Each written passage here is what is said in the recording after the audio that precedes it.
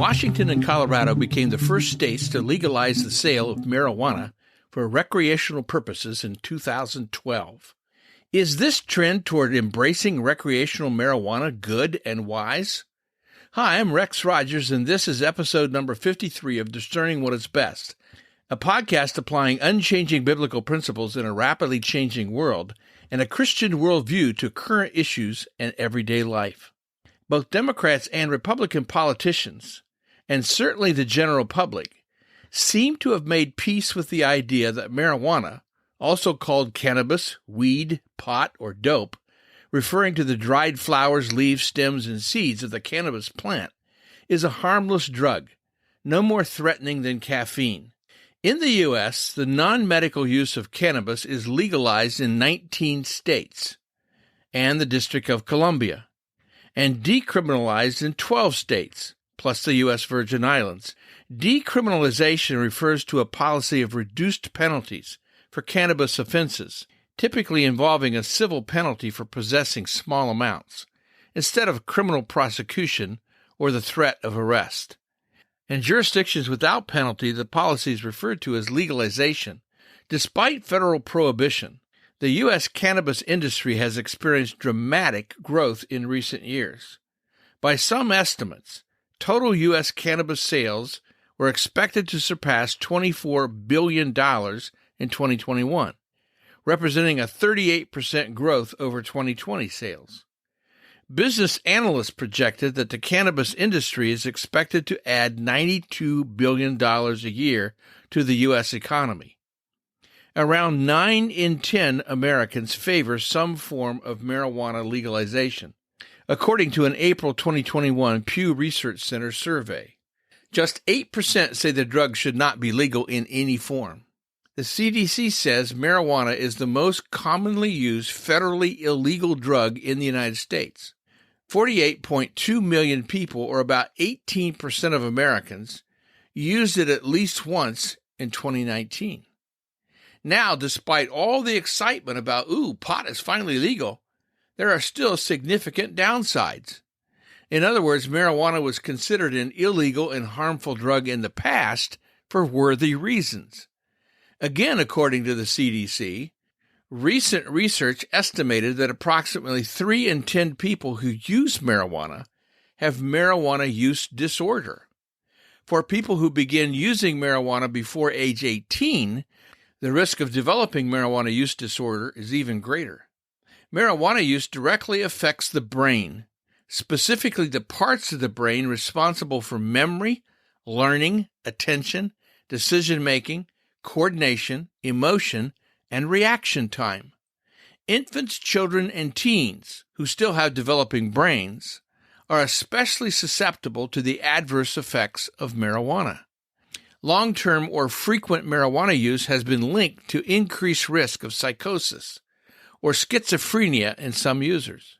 So the public health impact of marijuana legalization remains a controversial issue. Advocates of legalization contend that this policy change will provide more stringent regulation and safer use of marijuana, more efficient use of law enforcement resources, and possibly even a decline in the prevalence of marijuana use among adolescents and of the use of harder drugs like cocaine and heroin. Those opposing legalization cite the adverse effects of marijuana and worry that legalization will lead to an increase in use, and thus an increase in health problems attributed to marijuana. There has been a significant increase in the number of people using marijuana daily or nearly daily. But what many people do not know is that the potency of marijuana's psychoactive component, THC, has risen dramatically. In many of the marijuana products being legally sold in Colorado, for example, one product is sold as green crack and has a THC content of 21%, and other products legally sold have a THC content as high as 70%. So the marijuana now widely available is not the same, nor as supposedly harmless, as the pot associated in the public's memory of the let-it-all-hang-out 1960s drug, sex, and rock and roll hippie counterculture. Drivers who are high on marijuana react more slowly, find it harder to pay attention, have more difficulty maintaining their car's position in the lane, and make more errors when something goes wrong than they do when they're sober. Marijuana users' minds are blunted to reality. Cannabis is a mind-altering drug and potentially addictive. It destroys brain cells. People who use marijuana are more likely to abuse other drugs like alcohol, tobacco, opiates, amphetamines, cocaine, and heroin. Getting high causes you to become disengaged, not only from people, but also from life in general. Aside from considerations about the physical and psychological effects of marijuana, we could also talk about why people seem to want to deaden their ability to interact with their circumstances and people around them.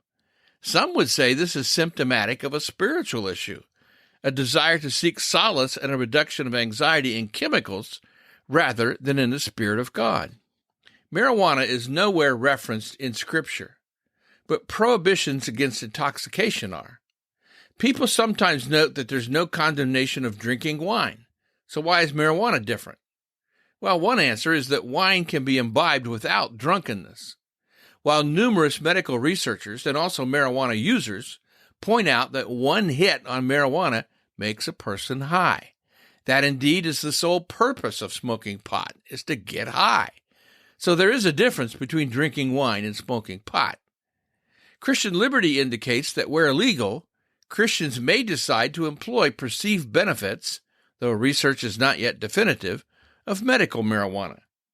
Christian liberty, the freedom God gives us to discern and make wise decisions, may allow us, where legal, to use recreational marijuana, or it may not.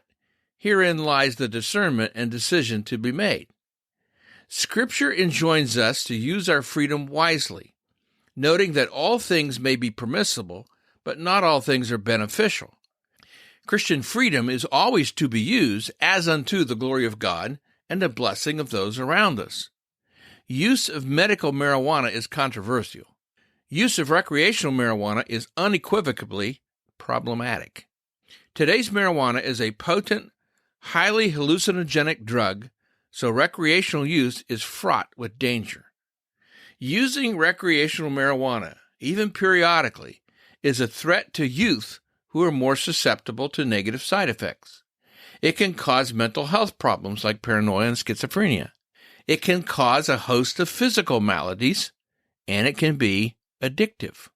Why then is the current administration and a number of states so excitedly insistent upon making recreational marijuana legal?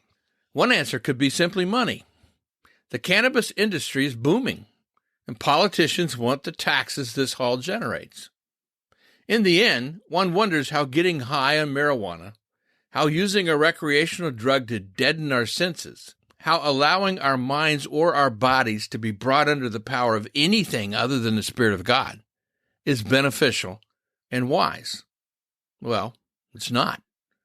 Regarding use of marijuana for medicine, I encourage you to go slow.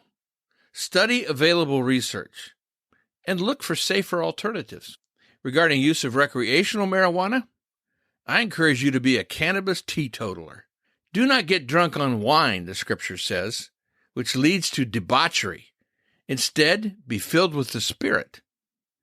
It's not much of a stretch and not a misinterpretation of Scripture to say the same about pot. Well, we'll see you again soon. This podcast is about discerning what is best. If you find this thought-provoking and helpful, follow us on your favorite podcast platform. Download an episode for your friends. For more Christian commentary, check my website, REXM as in Martin, that's rexmrogers.com. And remember, it is for freedom that Christ has set us free. Stand firm.